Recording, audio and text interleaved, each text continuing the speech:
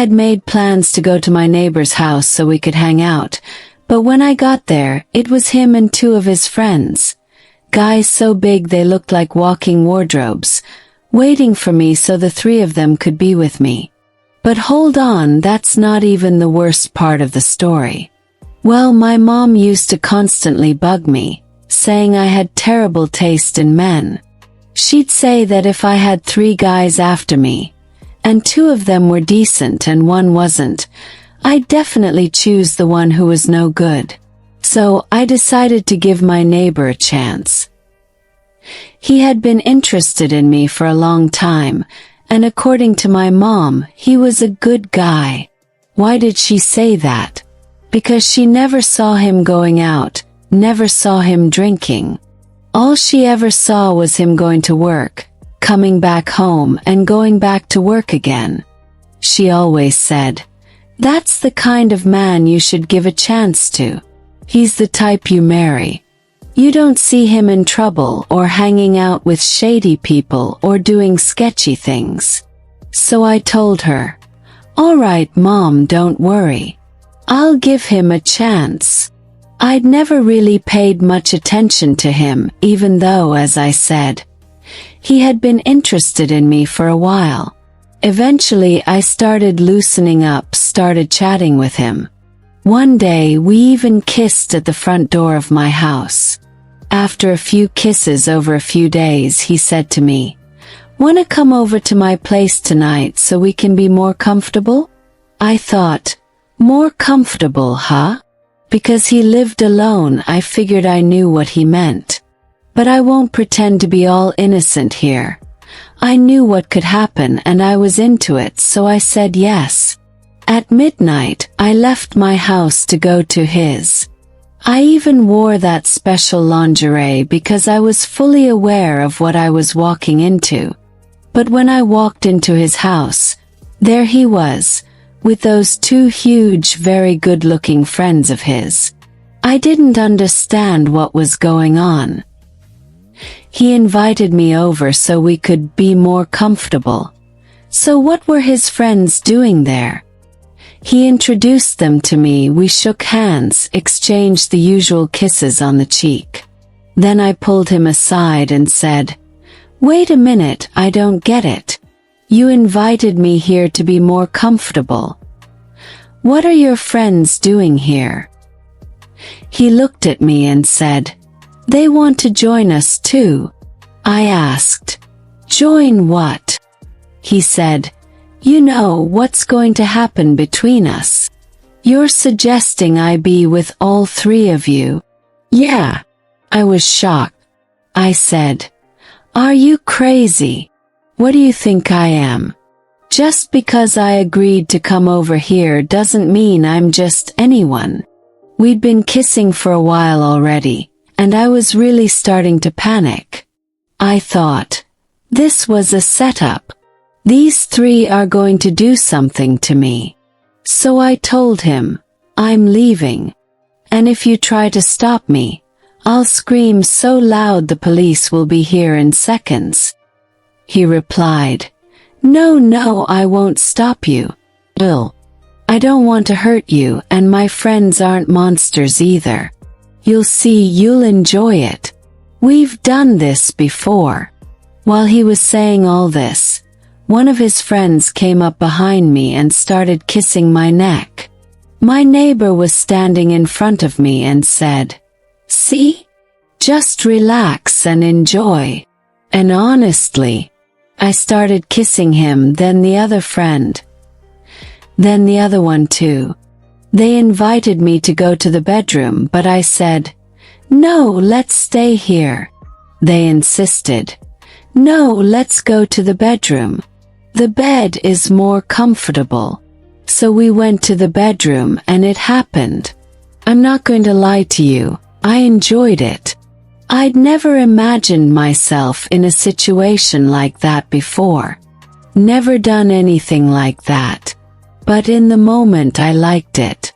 I went back home feeling fine, not expecting anything. But the next day my neighbor called me over. When I got to his place, he was holding his phone and said he wanted to show me something. When I looked at the screen, I was in total shock. Completely frozen. It was a video of everything that had happened the night before. He had filmed it from multiple angles, like there was a professional camera crew in the bedroom.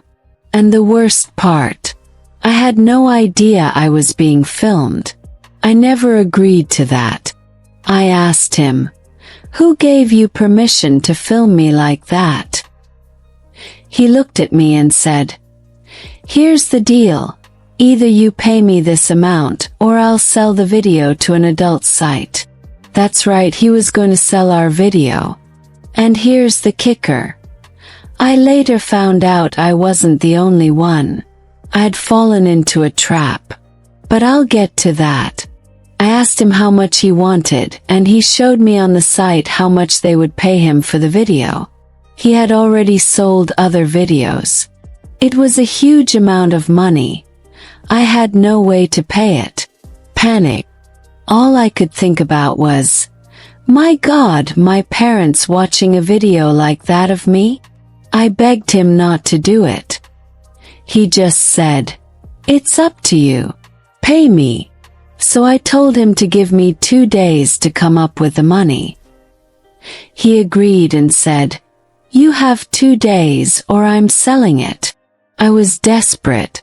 I had no idea what to do or where to get that kind of money. So I made a choice that I knew was dangerous for me. That would expose me and make everything public, but I had no other option. I went to the police and filed a report. And people, it was the best decision I ever made.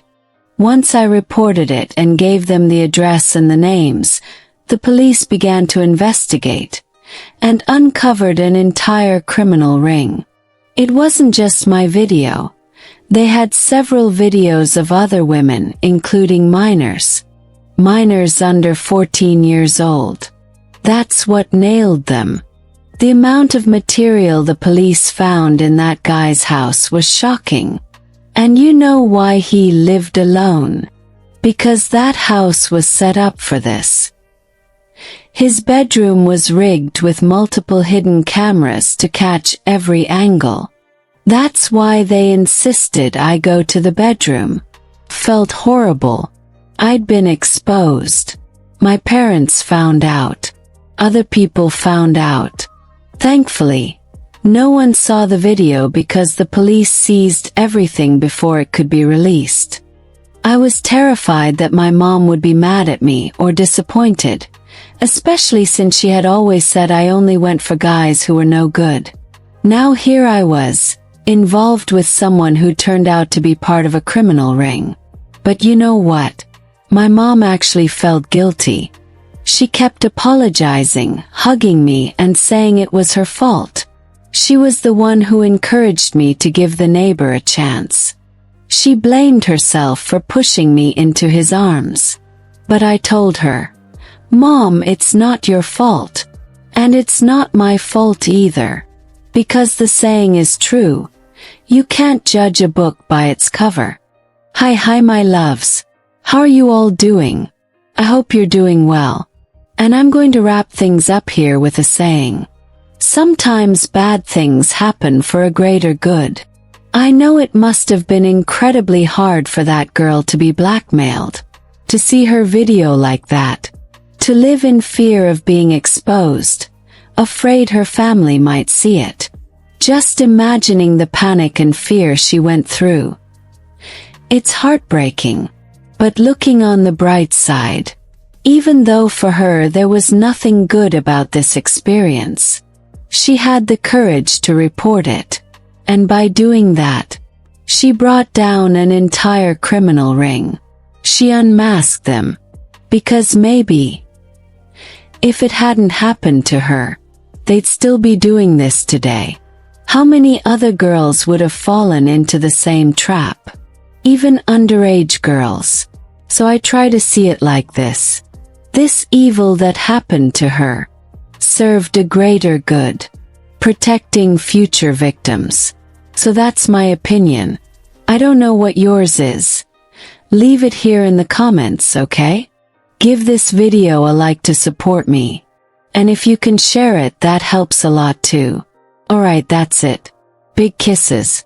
Stay safe, stay peaceful, and I'll see you in the next one.